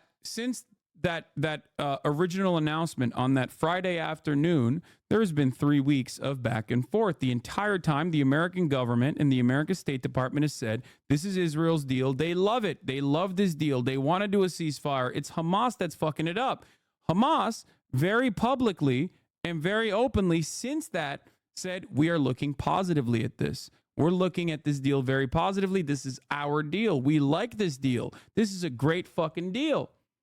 Okay? Oh, God, come on. I'm using this as an opportunity to fucking teach you, and you're over here trying to be like at the top of Yeah, at the top of the hour, there's an ad break, dude. I'm never going to fucking have chatters open if you guys keep this shit up. Not even a good bait. Okay? That's not a good bait. That's a bad bait. Anyway, at the top of the hour, there is a 3-minute ad break, as that chatter correctly pointed out. And if you no longer want to see those ads, all you need to do is subscribe for $5 or for free with a Twitch Prime. By connecting your Amazon Prime account to your Twitch account, you get 1 free Prime subscription a month. Here's the 3-minute ad break now. All right, let's get back to what we were doing. Israel potentially was banking on Hamas saying no to the deal. But why would Hamas say no to the deal that they already fucking presented? Hamas also wants a permanent cessation of hostilities. Hamas also wants Israel to stop blowing up Gaza, obviously. So when they said yes, Israel went, no, it's our deal, but also simultaneously not like that. We don't like this deal. Turns out we made this deal, but we don't like this deal. What the fuck are you guys doing? Let us keep bombing. We're going to keep bombing endlessly and senselessly. The bombings will continue until morale improves. So that is the issue. The issue here is, Mehtakar, thank you for the 50 gifted subs. The issue here is Israel doesn't want to do the deal that it is supposedly presenting. Now, of course, there's a lot of fucking dummies and a lot of charlatans in American mainstream media that will continue along with the narrative that this is Israel's deal and it's actually Hamas sullying the deal. Even though over and over again, Hamas consistently repeats, okay? Hamas consistently repeats that they are positive about this deal. The last round of talks has been Hamas stating that they like the deal, that they're talking to the Egyptian and the Qatar envoys and telling them we want assurances and a direct timeline of how we are going to reach phase 2 of the permanent cessation of hostilities part. This is the problem. Israel does not want a permanent cessation of hostilities. Israel's openly saying that they want to keep bombing. Israel, all things considered, seemingly thought that they could cut a deal where Hamas would release all the hostages, Israel would release some of the prisoners, okay? And then they could turn around and keep bombing Gaza. Meanwhile, while this is happening, in northern Israel, southern Lebanon, the bombing campaigns have intensified. Hezbollah is smoking Israeli military targets in northern Israel. Now, because Israel originally had also, from what I understand, did this whole tree planting operation, they have a lot of non-indigenous trees in the area, and those trees are susceptible to forest fires. Turns out those forest fires are becoming a major issue for northern Israel because Hamas keeps fucking blowing up military positions, and then those military positions happen to be surrounded by invasive trees. Turns out that creates a lot of major problems as far as forest fires goes. Now, that is obviously hurting, Israeli stability, Israeli politics, but more importantly, it's a little bit like a big fuck you to Israel. Israel's the big dog in the room, right? Israel doesn't get hit like that. Israel doesn't take that shit standing. They're not going to sit down and eat that. So now there's a lot of interest in the Israeli government, specifically from those like Itamar Ben-Gvir of the Jewish Power Party. He's a fucking freak. And also Bezalel Smotrich, the finance minister, who's also another settler freak, basically trying to outdo one another on who is going to do more Hitlerian politics in Lebanon. So now Benjamin Netanyahu, constantly trying to respond to the internal pressure, constantly trying to continue the war campaign because he doesn't want to go to jail once the fucking war is over. He's done. And who knows if he'll be able to put back a government where he's in power. So if he can't do that, technically he is probably done with his political career and maybe even done being a free man because there's active corruption charges against him. Now he is trying desperately to respond to the other pressure. Why are the IDF using medieval weapons? Let me tell you, they're using the trebuchet specifically because they are trying to set fires. This is not for any reason other than the fact that they want to create fires. They are doing this laughable thing where Hezbollah rockets are creating fires in northern Israel, even though Hezbollah, as far as I understand, is not trying to attack the trees specifically, okay? Hezbollah rockets hit military bases, fires occur, forest fires happen. So what they're trying to do is basically go, oh yeah, you got forest fires happening in Israel. Turns out we're going to do forest fire in Lebanon. Very weird. Lebanese residents near the border with occupied Palestine report widespread fires in southern Lebanon following Israeli occupation airstrikes and then the use of flame projectiles by Israel. Most moral army. They try to claim that it's to set Hezbollah targets on fire, whatever that means. Yeah, no, they're not trying to. Worldly. Yeah, this was a very funny conversation that Jake Tapper had with Barak Ravid. Why did Hamas reject the deal? Barak Ravid responds, Hamas didn't. Israel did. Did Hamas, Barak, give any explanation for its rejection? Hi, Jake. So first, Hamas did not say that it rejected the deal. Hamas said that it gave a response to the Qatari and Egyptian mediators, that it gave several comments and remarks on parts of the Israeli proposal. Israel, the Israeli government, Israeli officials are the ones saying that after they received Hamas's response and analyzed it, they treat it as a rejection. Almost like they're going down history lane. Yeah. Wall Street Journal opinion. Don't blame Israel first. Wonderland. World opinion should impose more pressure on Hamas military leader Yahya Sinwar. Nice. Wall Street Journal is out of control, by the way. They are a dish rag. They are functionally a dish rag since October 7. They They've actually reported on shit so erroneously that like the American State Department, the Israeli government, and even the Iranian leadership and Hamas envoys have collectively gotten together in solidarity and said, no, that reporting is untrue. Something to remember. They did the unimaginable. They brought belligerents from every side of a conflict together to say, yeah, that reporting is actually false. Think about that. It is something that I will not ever forget. A wonderful moment of unity. Anyway, let's get back to Anthony Blinken. We could have a ceasefire. We could have. They're the Bezos Times now, only do what benefits Amazon. Are you talking about Wall Street Journal? No, that's Washington Post. Wall Street Journal is owned by Rupert Murdoch. Maybe you had a ceasefire 12 days ago. But we don't in this moment because Hamas has not said yes. We have, I think, some changes that Hamas is looking for that are workable, that we can try to close the gap on. There are others that are not workable. So we have to see in the days ahead whether we can actually close the gaps. Which report was that? The one that every side rebutted? It was the early reporting from Wall Street Journal in the immediate aftermath of October 7 that Iran was responsible for October 7, to which the Israeli government said, no, Iran did not do October 7. The Iranian government literally came out and said, we did not know about October 7, but holy shit, that shit was awesome. We should have been told about it. What the fuck are you guys doing? The American State Department said Iran had nothing to do with October 7. And even Hamas said, nah, Iran didn't do this. We did it ourselves. We didn't tell Iran, actually.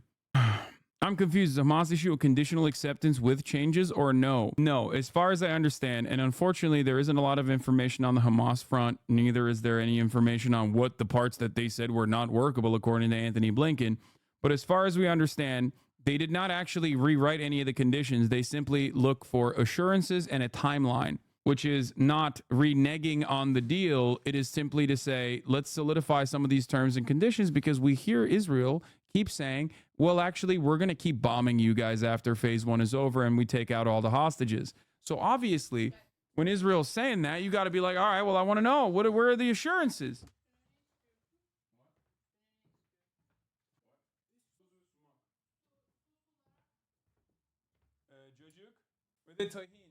Thank you, Mehtakar, for another 50 big ones. I think that gaps are bridgeable, but just because they are doesn't mean they will be. Ultimately, Hamas has to decide. Everyone else has decided. Hamas is not. What is not workable for you and for the Israel? Well, I can't get into the details. You'll understand that given the sensitivity of the negotiations, we're not going to talk about the details. But what I can say is this. The proposal that President Biden laid out 12 days ago was virtually identical to one that Hamas had accepted and put forward itself on May the 6th. So there's no reason why this agreement should not be reached. The only reason would be Hamas continuing to try to change the terms. But here's what's the reality. The reality is, as this negotiation is going on, during the 12 days that it took Hamas to respond, the world wasn't standing still. Gaza wasn't standing still. People were suffering every single day. Palestinian children, women and men, suffering every single day. So from my perspective, from our perspective, it's time to stop all of this haggling and back and forth and start a ceasefire. Hamas said the priority is to stop the war. What information did you receive from Prime Minister Benjamin Netanyahu during your meeting with him a few days ago in Israel concerning the permanent ceasefire in Gaza? So what I can tell you from my conversations with Prime Minister Netanyahu was a reaffirmation of Israel's acceptance of the proposal that's on the table. And what does that proposal have in it? It says, first of all, that there'll be an immediate ceasefire, immediate. And during that immediate ceasefire, Israel will pull its forces back from populated areas in Gaza, will surge more humanitarian assistance into Gaza. Palestinians living. Bro's like, I can't tell you the details. I can just tell you that like there are details. I just can't tell you what those details are because, you know, these are very serious times, you know. We're just in the middle of this negotiations process, you know. Okay, if you're in the middle of this serious negotiation process, you don't want to fuck up the bag. Why are you the one that is like defending one side and routinely saying it's the other side that's actually It's the other side that's like not cooperating, not playing ball, when it seems like we can see with our own two eyes that it's actually Israel that's not playing ball. Back from populated areas in Gaza will surge more humanitarian assistance into Gaza.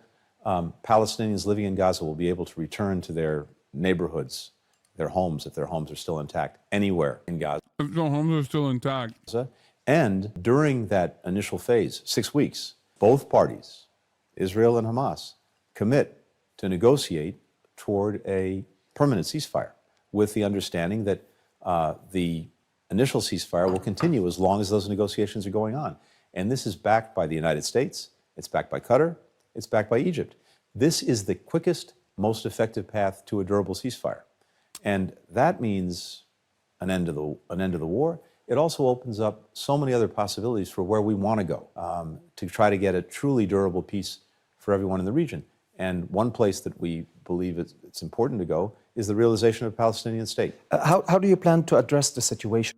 Another thing that Israel routinely says no to, by the way, another thing that Israel routinely says no to with regular frequency is the very notion of a Palestinian statehood. Israel keeps repeating over and over again under like very certain conditions that this will never happen. They just say, nope, no Palestinian state, no two states, suck my dick. So who's America talking to? Because it doesn't seem like they're talking to Israel. They're talking to us about what Israel wants, but we can hear what Israel says. Now, what are the next steps? So I've met over the last 2 days with Qatari and Egyptian counterparts. We've been intensely engaged with all of our colleagues who've been working as mediators on this agreement. We have to continue to analyze the document and then see if over the coming days we can find a way to bridge the gaps that have emerged because Hamas wouldn't say yes. What are the assurances that your administration can offer to both parties to, in order to proceed and finalizing the agreement? Well, I think the assurances, first of all, are that the three countries that have been mediating this, the United States, Qatar, and Egypt, stand fully behind it and will stand behind it and will make sure that both parties to the agreement make good on the commitments that are in the agreement. Second, I think there's another assurance here, which is the power of the fact that virtually the entire world stands behind this agreement. It's pretty rare these days to get the United Nations Security Council to speak with an almost unanimous voice.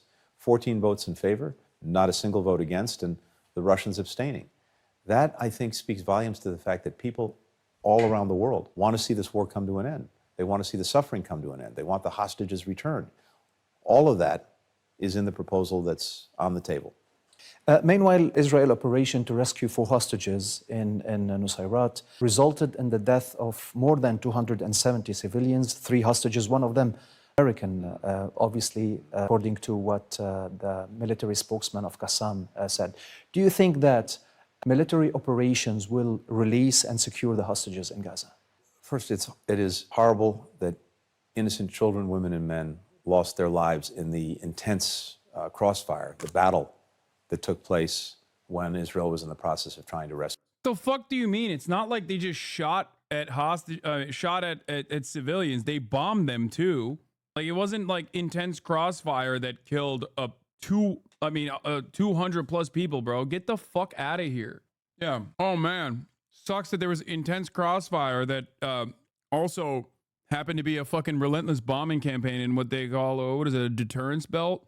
Rescue its hostages. Just as it's horrific that so many lives are being lost, so many lives are being ruined every single day in Gaza as a result of a war that Hamas started on October 7th. Look, there shouldn't have been any hostages to begin with. Once the hostages were taken, Hamas could have released them every single day since they took them. They didn't. Israel has a right to try to rescue its people. I wish that innocents had not been lost in the process. But again, the quickest way to resolve this entirely, the fastest way to resolve it entirely so that the war comes to an end, all the hostages come home, and we build a durable peace, is through this agreement, through this proposal. Was Washington involved prior to or during this Israeli operation to rescue 4 hostages in Nusayrat? I can't speak to any details, but of course we've tried to help the Israelis locate hostages if we had any information. Of course, we provide that. We want to see them come home. I think the most effective way to bring everyone home is through an agreement that not only brings them home, but gets an immediate ceasefire and leads to a permanent one. Efforts are being made from your side to reopen Rafah crossing. Have any agreements been made with Israel to reopen, to manage the crossing, to prevent a severe famine in Gaza, especially in the north? We're working on that every single day. We want to see Rafah reopened, just as we want to make sure not only that more humanitarian assistance is getting to Gaza, but that once it's in Gaza, it's getting effectively distributed to people who desperately need it. We were at a conference yesterday in Jordan that brought the entire region, and actually many countries from around the world together. It's so wild that Israel is just a natural phenomena, dude. Like, you just can't talk about this under any other condition where it's like, no, you don't understand. Like, this is a naturally occurring phenomena. Israel has to fucking operate like this. Like it's a goddamn hurricane. He's talking about it like it's literally a disaster zone, not caused by, you know, our weapons with our ally bombing relentlessly, but instead a fucking volcano that exploded. To do more for the Palestinians who are desperately in need. The United States pledged another $400 million. We are by far the single largest country contributor to Palestinians, any country on earth. And we've now, since the start of the war in Gaza, contributed nearly $700 million and $2.2 billion during the course of this administration. But it's imperative that not only are the resources there, but that there are ways to get it into Gaza, and once it's in Gaza, move it around to people who need it.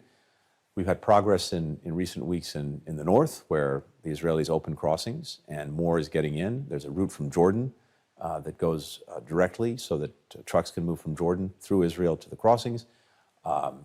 Many goods are coming in through Ashdod port, but just as that was happening, the situation reversed in the south with the closure of Rafah as a result of the operations around Rafah. So yes, we want to get that open as quickly as possible. I can tell you we're working really around the clock with the Egyptians, with the Israelis to find a way to get an agreement to reopen it. Mr. Blinken, after visiting Israel lately, where you met with Minister Gantz, how do you assess the current internal situation in Israel following the resignation of Gantz and Eisenkot from the civil war? Look, it's really not for me to comment on Israeli politics. These are decisions for the Israelis to make. These are decisions for the individuals to make about their participation or not in the government. Decisions for the Israeli people to make about their government. Minister Gantz is someone I have great respect for. We've worked closely together, and he leads a major party. So of course he's someone I'm going to talk to, just as I'll see people in the government. The opposition leader, Yair Lapid. It's important for us to be talking to everyone so that we have the clearest possible reflection of what people's views are throughout Israel and across Israeli society. Your administration bluntly rejected any occupation of Gaza after war. How do you envision the future in Gaza? Who's going to be in charge on what you call it the next day?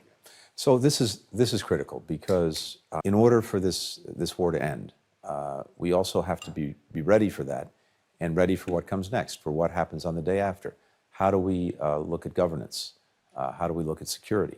How do we look at the reconstruction, which is going to be a massive undertaking? Over these last 4 or 5 months, I've been consulting intensely with partners in the Arab world, with the Palestinian Authority, including just over the last 2 days, precisely on these questions, the day after plans. And without going into any details now, we're at a point, and I mentioned this earlier today, where we are going to be putting forward ideas, concrete ideas for what we believe. That's so funny. We're just beginning to talk about the potential for the ideas of a different tomorrow. And we're really considering the different considerations that we're making. And we've begun the thinking process of the consideration process. What do you mean? What is this? What the fuck are you saying? It's like, you have no plan. Israel has no plan. You don't have a plan either. The one plan that Biden floated a couple months back was putting Palestinian Authority in charge of Gaza, which is insane. We tried doing that. And I remember what happened. I mean, many of you probably also remember what happened. Last time George W. Bush tried doing that shit, there was a fucking violent coup that only reaffirmed Hamas's strength and governance in Gaza. Every Palestinian hates the Palestinian Authority. The Palestinian Authority is literally the only entity in the region that Palestinians despise, like, as much as Israel, pretty much.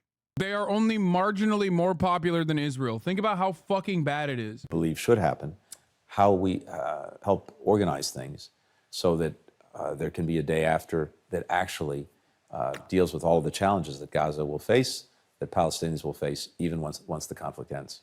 Last question, Mr. Blinken, about West Bank. Settlers' violence increases in West Bank. So what's your solution here? Let Hamas continue to govern? In the interim period? Absolutely. Yes. The fuck do you mean? Let Hamas continue to govern? Yeah, it's up to the Palestinians. I don't know if you know this, but like we love sitting in the comfort of our homes in the fucking imperial core talking about our colonial servants, our subjects, and what must become of them. What are you talking about? How dare you and how dare I? Those are people, okay? Those are people that have a right to sovereignty. It is insane for people to just be like, well, I don't really understand this. Like, I mean, that's crazy. Yeah, take Marwan Barghouti out of prison. See who gets the votes. He's not Hamas.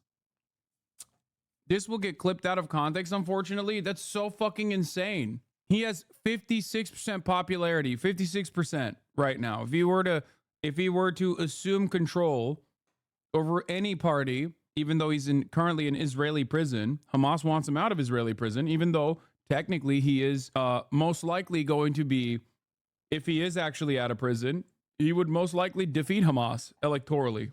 Genuine question. Didn't mean it to be bait, by the way. No, I understand that.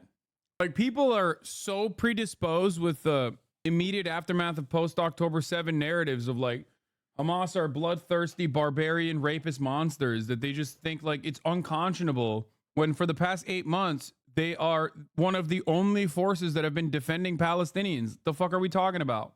Like, there's a difference between engaging in an offensive campaign led by Hamas and other Palestinian resistance groups, many of which then also did atrocious actions specifically against the civilian population, unjustifiable actions in general, okay? Versus, since the Israeli siege, they are absolutely a spontaneous militia that is defending against a belligerent occupier. They are doing 100% the moral thing when they are defending the Palestinian lands against the Israeli occupation. It's ridiculous. What is the expectation? Like, Israel comes in, bombs everybody, and you just have to sit there and take it? Like, what the fuck are we doing? Yeah, no, Israel gets to rape and pillage. Sorry, because they're our allies, and people defending against that thing, that ethnic cleansing campaign, are actually the bad guys. Like, good luck getting me to fucking recognize that. That's what I've been saying. Hamas is the lesser evil.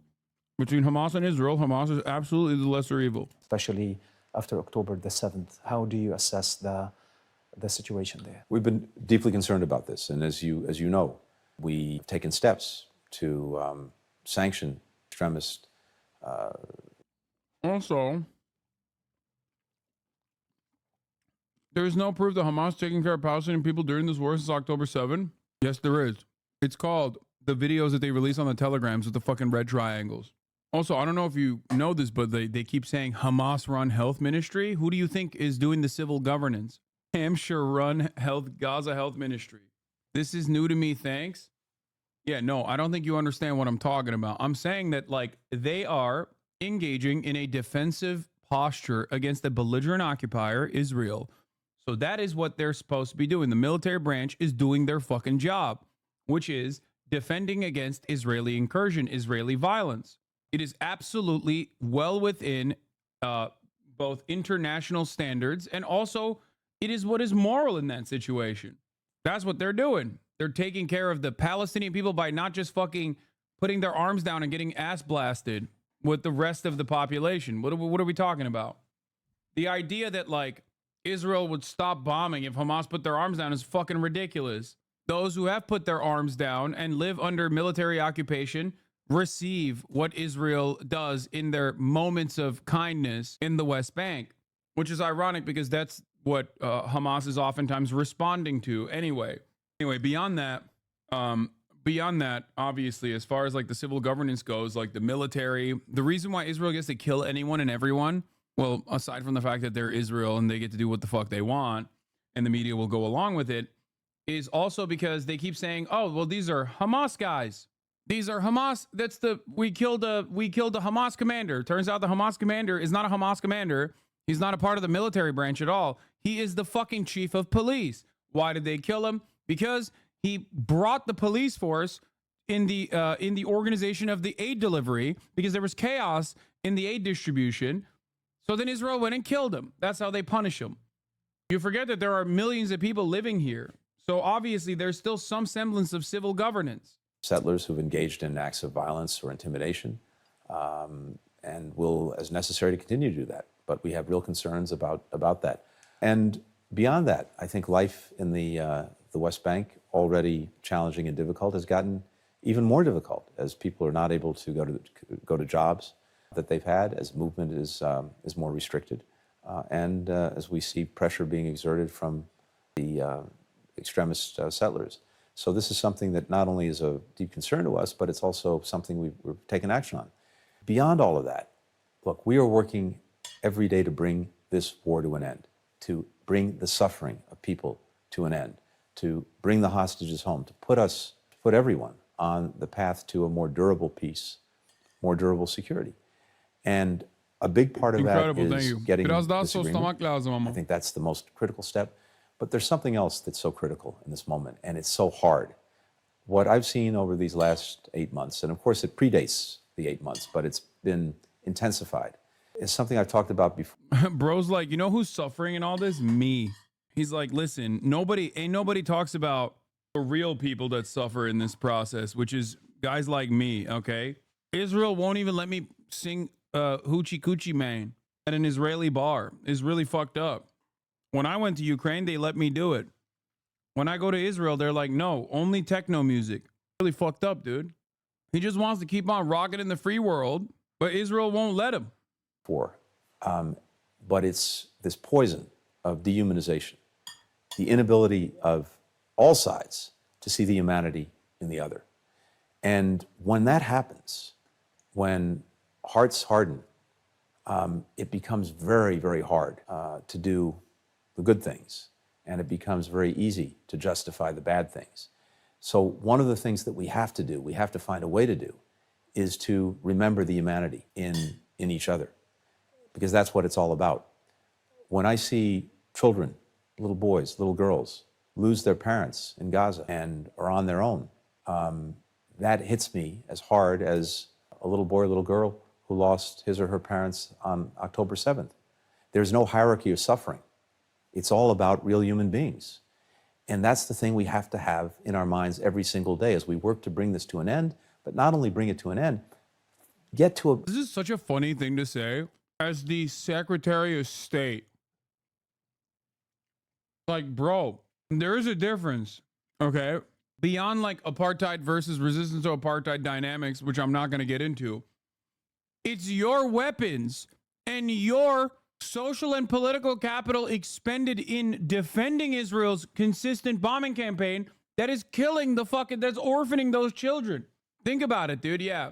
Being like an American official during the Holocaust and being like, you know, the real problem is that these Jews don't love Germans enough. And the Germans don't love the Jews enough. But these Jews, they don't love the Germans enough. That's a big problem for me.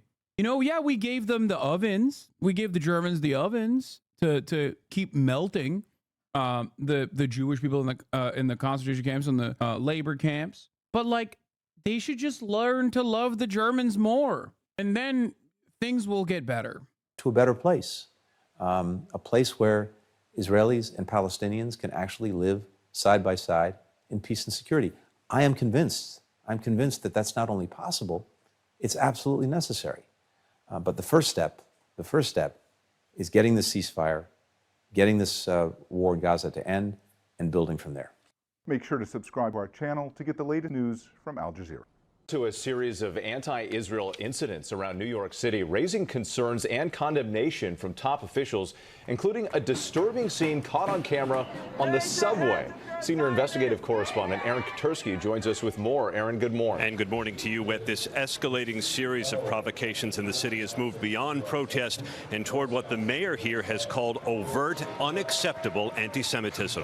Past protesters took over this New York City subway car and demanded riders identify themselves if they're Zionists. Raise your hands if you're a Zionist! If you're a Zionist! This is your chance to get out! This is your chance to get out! Okay, no Zionists, we're good. The train was held on the station. Officers in riot gear descended onto the platform as some protesters clashed with police. Wow. It is pretty funny because, like, they're trying to say Zionist means Jew. I promise this is anti-Semitic. But you want to know the sad reality? And I mean this in all sincerity because I saw it happen in, like, the 2016 era of politics. If they said, raise your hands if you're a Nazi, the media would also still be up in arms. That is absolutely that is absolutely the way that baby shit, soft pedal, liberal mainstream media operates. It unironically would set discourse on fire. People be like, is it acceptable to do this to Nazis? They just mean all conservatives are Nazis. They're trying to kill conservatives. And they did that, by the way. They did do that. They did this back in the day in, like, the 2016 era of politics, where there was always a conversation about, like, hurting Nazi feelings. Straight up. They were part of a rally that included a large banner, Long Live October 7th, and the flags of terror groups Hamas and Hezbollah. Protesters chanted Long Live the Intifada, a reference to Palestinian uprisings, and set off flares outside an exhibit remembering the victims of the October 7th Hamas attack on Israel. Mayor Eric Adams called it reprehensible and vile. I thought the actions that we saw in front of... What? Oh, I can't comprehend anti-Zionist Jews, man. What are you saying? The exhibit was just despicable. This surveillance video shows people getting out of a truck spilling red paint on the street outside the Manhattan office of the Palestinian Authority and scattering leaflets that called for more violence against Israel. Red paint and a threatening sign defaced the home of the director of the Brooklyn Museum, who was Jewish. On the door, they painted an inverted red triangle, a symbol used by Hamas. Majority Leader Chuck Schumer showed the pictures on the Senate floor. This is not even close to free speech. It is intimidation, invasive attacks loaded with the threat of looming violence. Police are now investigating whether this hateful vandalism is the work of the same people. And Michael, what you heard on that subway car is no longer a matter of free speech. Asking Zionists to identify themselves, the NYPD is now considering an implicit threat. They're looking to charge the leader of the call and response with attempted coercion. Turning now to the voters decide. It was a heated debate tonight between two. Turning now to. Hold on. We're going to go back. Okay. What are the chances of organized by Zionist cops to manifest dangerous protests they imagine exist? No, people are definitely going above and beyond and getting a little too confident. And this is something that I always mention. I'm not going to fucking tell people that they're in the wrong, but, like, you know, putting the fucking red triangle over a museum director's house, being like, oh yeah, it's an implicit threat of violence. Like, I don't think that people understand. You can never be even remotely as callous. Even if your cause is just, it doesn't matter. You can't be as callous as fucking Israel defenders are. And I think a lot of people see that. A lot of people see Zionists chirping on Twitter being like, we must literally kill every fucking Muslim in America or whatever, and think, oh yeah, like we can do this kind of shit too. It's like, no, you can't. You can't. You will be used against the broader Palestinian movement. That's it. Would a Zionist pay you to say it? Maybe they won't say it. Yeah. Don't agree with the triangle being a threat of violence? Come on, dude. We all know what that means. Like, come on. I just brought it up earlier. Come on. We're not children here. We know what the fuck it is. Yeah, I think people are getting way ahead of themselves. Okay. Oh shit. Here it is. The Donald Trump interview on Impulsive. But in any case, ultimately, it's not like peaceful protest is getting the message across. It doesn't really matter. You know, to each their own. Okay. I'm not going to say it's bad to protest against Zionism. I'm not going to say that it's bad to protest against Israel. It is objectively good to protest against Zionism, and it is objectively good to protest against Israel. Like, be more careful with the optics of it. Overall, people are looking for anything and everything they can to basically bastardize it. But that's it.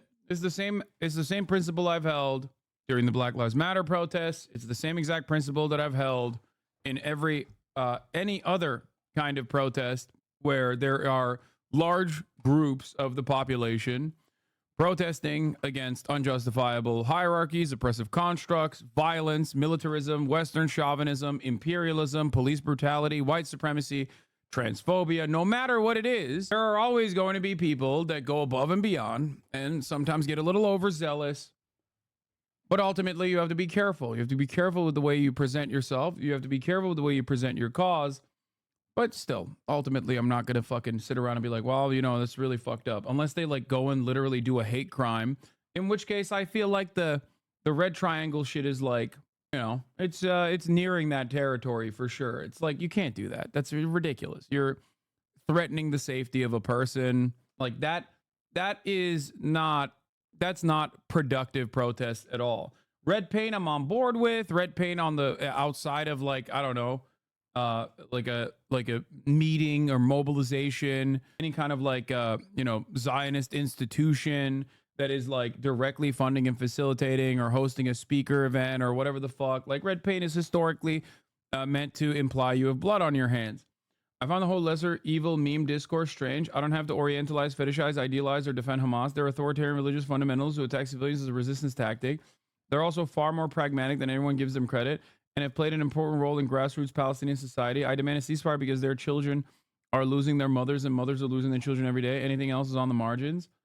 Yeah, no, the reason why I mentioned the lesser evil meme discourse is because I'm talking to Americans.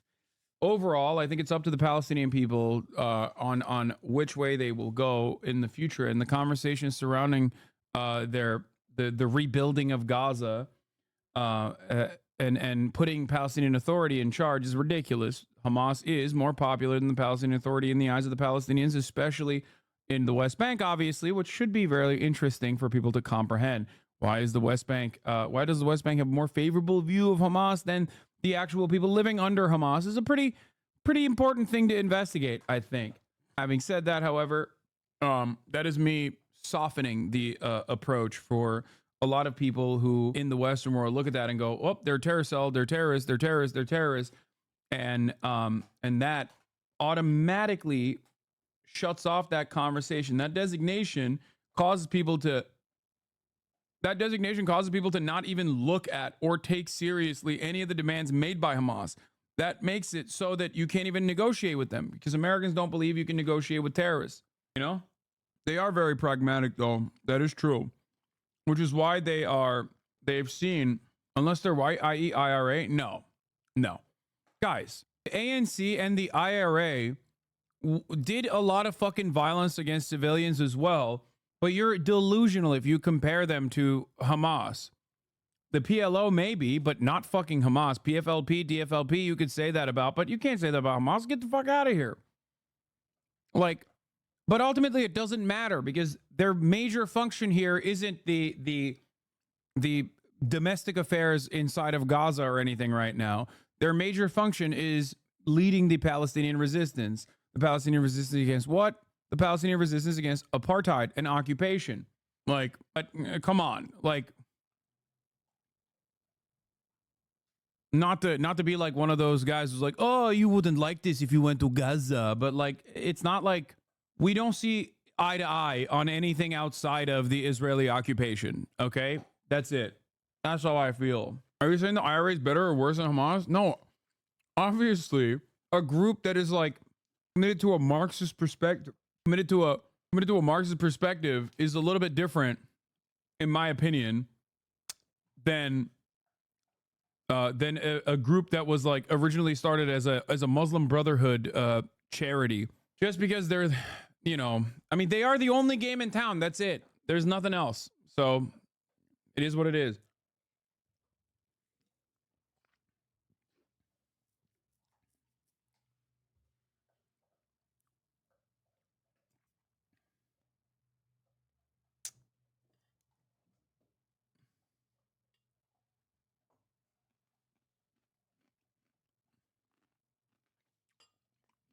There's nothing wrong with Muslim Brotherhood and Islamic movements.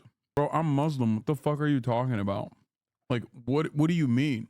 Like, I come from that part of the world where fundamentalist Muslims have literally been used and propped up by the American state as a perfect counterbalance against literally secular socialist resistance fronts against colonial occupation. So yeah, I think I'm going to have a little bit more of a, I don't know, I think I'm going to have a little bit of a distaste for Islamic fundamentalism, but to a certain degree. That's why, like, same shit with Iran. Same shit with Iran. Do I love Iran's domestic affairs? Absolutely not. But as far as resisting Western imperialism in the region, they're the major game in town. That's it. That's it. Anyway, Jamal Bowman and George Latimer face off in heated debate ahead of the Democratic primary, but we're moving on from that to Logan Paul and Mike Malak. Friend of the show, Mike Malak, has a podcast called Impulsive. Some of you may know it, some of you may not. Very big podcast. And they, yesterday, had a conversation with a particular individual with a red tie. That particular individual is also known as Donald John Trump, the current president of the United States of America. Damn, this guy's good.